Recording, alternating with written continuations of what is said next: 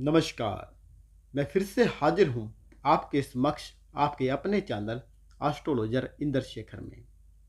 यह video learning astrology playlist के ऊपर आधारित है। आज इस वीडियो में हम आपसे बात करेंगे बराबर के ग्रह कौन से होते हैं। समान फल देने वाले ग्रह जिसे हम बराबर के ग्रह कहते हैं। कुछ ग्रह फल देने की दृष्टि से एक दूसरे के समान होते हैं, उन्हें बराबर का ग्रह कहा जाता है। इसको हम इस तरीके से समझ सकते हैं, जैसे कि ग्रह हो गया सूर्य, और सूर्य के साथ जो बुध ग्रह हमेशा सूर्य के साथ होते हैं, एक कदम आगे या फिर एक कदम पीछे होते हैं, तो बुध को बराबर का ग्रह कहा जाएगा। इसी तरह चंद्रमा के लिए जो बराबर के ग्रह होते हैं वह होते हैं शुक्र, शनि, मंगल और बृहस्पति। मंगल ग्रह के लिए जो बराबर के ग्रह होते हैं शुक्र, शनि और राहु। बुध ग्रह के लिए शनि, केतु, मंगल और बृहस्पति। बृहस्पति के लिए बराबर के ग्रह राहु, केतु और शनि। इसी तरह शुक्र ग्रह के लिए जो बराबर के ग्रह होते हैं वह होते हैं मंगल और बृहस्पति। शनि ग्रह के लिए केतु और बृहस्पति बराबर के ग्रह माने गए हैं। राहु के लिए बृहस्पति और चंद्र। केतु के लिए बृहस्पति, शनि, सूर्य और बुध, ये ग्रह बराबर के ग्रह माने जाते हैं। इसमें ध्यान देने योग्य बात क्या रहेगी, जब बुध और सूर्य एक भाव में बैठे होते हैं तो बुध ग्रह कोई भी फल नहीं देता है।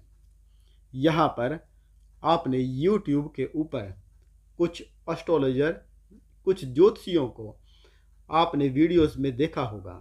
वह कहते होंगे कि सूर्य के साथ बुध की स्थिति होने से बुध आदित्य योग बन जाता है। लेकिन बुध आदित्य नामक एक योग जरूर है, लेकिन आपको समझना होगा कि वहां पर सूर्य अपना पूर्ण फल देगा, लेकिन बुध ग्रह वहां पर कोई भी फल नहीं दे पाएगा। इसी तरह राहु और मंगल एक ही भाव में बैठे होंगे तब राहु ग्रह कोई भी फल नहीं दे पाएगा। कुछ ज्योतिषी कहते होंगे कि मंगल और राहु के इकट्ठे बैठने से जो मंगल का प्रभाव है वह और ज़्यादा अग्रेसिव हो जाता है, कि मंगल ग्रह और ज़्यादा खराब हो जाते हैं, आपको खराब परिणाम देंगे। लेकिन मंगल के साथ राहु बैठने से राहु अपना कुछ भी प्रभाव नहीं दे पाता है। इसी तरह राहु के साथ चंद्रमा होने से जो चंद्र ग्रह उसका प्रभाव न्यून हो जाता है। चंद्र ग्रह वहाँ पर कुछ भी प्रभाव नहीं दे पाते हैं। केतु के साथ सूर्य होने पर जो सूर्य ग्रह है वह अपना प्रभाव छोड़ देते हैं, उनका प्रभाव बिल्कुल न्यून हो जाता है। अंधे ग्रह किसे कहते हैं? आपने सुना जरूर होगा कि ग्रह अंधे भी होते हैं, लेकिन क्यों होते हैं, वह कौन से होते हैं, किसे अंधे ग्रह कहा जाता है, या आपने कभी इसके बारे में सुना है? आज हम इसके ऊपर भी आप विचार करेंगे। 10वें भाव में बैठा हुआ ग्रह यदि नीच का हो या पापी हो या एक दूसरे के शत्रु हो तो वह अंधे हो जाते हैं और उनका फल अनिश्चित हो जाता है। अंधे ग्रह उन्हें कहा जाता है कि जो अपना फल नहीं दे पाते हैं, जिनको कुछ भी दिखाई नहीं देता है क्या करना है क्या नहीं करना है। नकली के ग्रह। नकली के ग्रह कौन से होते हैं?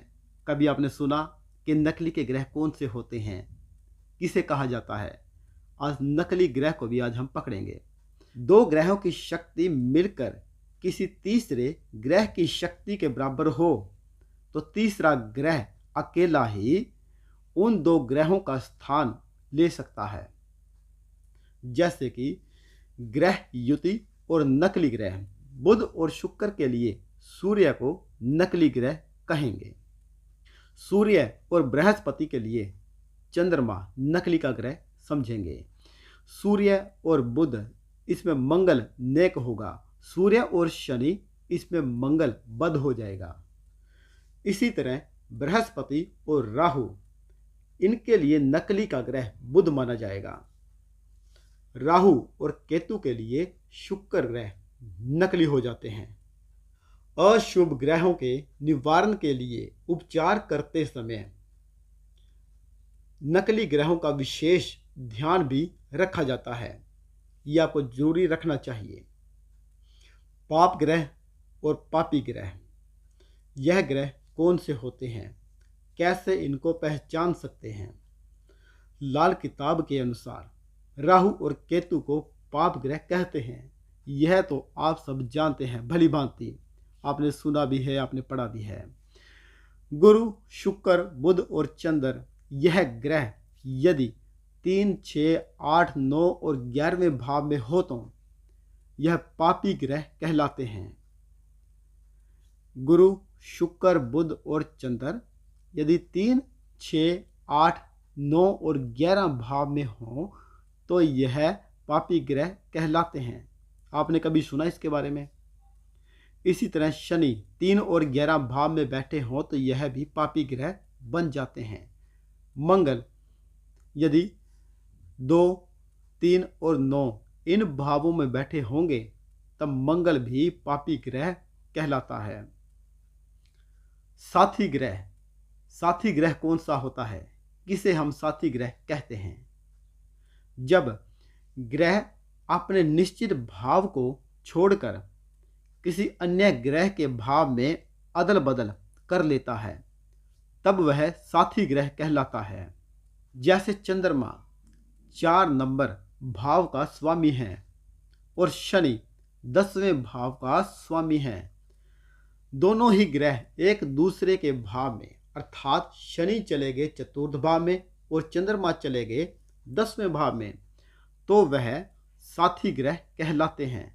इन्होंने राशि परिवर्तन कर लिया, वह ग्रह उसके घर में चले गया, वह ग्रह उसके घर में चला गया, तब वह साथी बन जाते हैं। साथी के ग्रह कहलाते हैं। वह एक दूसरे घर की रक्षा करते हैं। वह उसके घर की रक्षा करता है और वह उसके दूसरे घर की रक्षा करता है। धर्मी ग्रह, धर्मी ग्रह कौन से होते हैं? चंद्रमा को माता और गुरु को पिता और दादा माना गया है।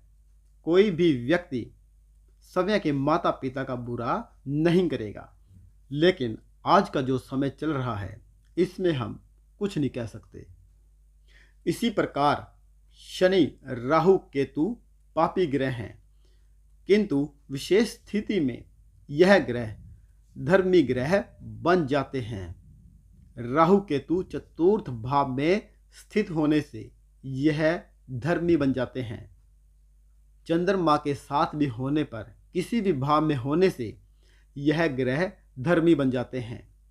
शनि 11वें भाव में धर्मी बन जाता है और गुरु के साथ होने पर भी किसी भी भाव में हो तब भी वह धर्मी बन जाता है। गुरु का प्रभाव उस पर पड़ता है तो वह ग्रह भी धर्मी बन जाता है।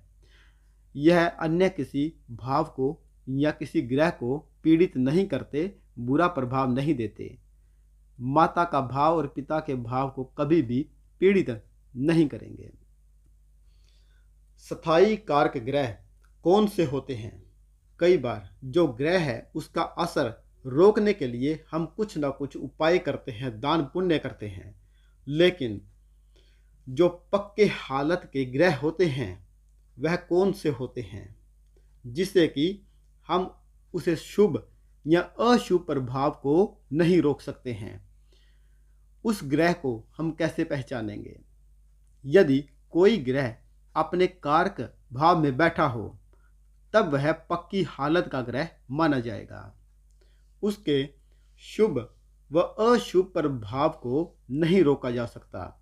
जैसे कि चंद्रमा चतुर्थ भाव में हो, सूर्य प्रथम भाव में हो, मंगल 3 और 8 भाव में हो, तब हम इनके प्रभाव को नहीं रोक सकते हैं। दोस्तों, वीडियो को लास्ट तक देखने के लिए आपका बहुत बहुत धन्यवाद।